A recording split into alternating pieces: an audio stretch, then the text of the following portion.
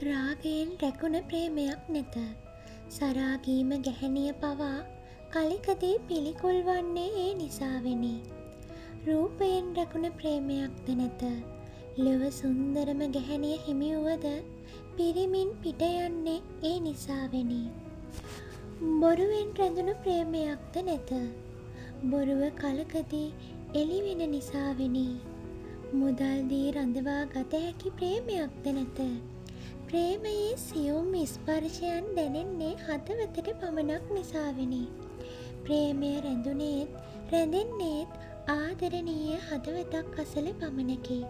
ආත්මාර්ථය බැහැරකොට අනිකාගේ සතුට වෙනුවෙන් සියල්ල කැප කළ තැනක පමණකි.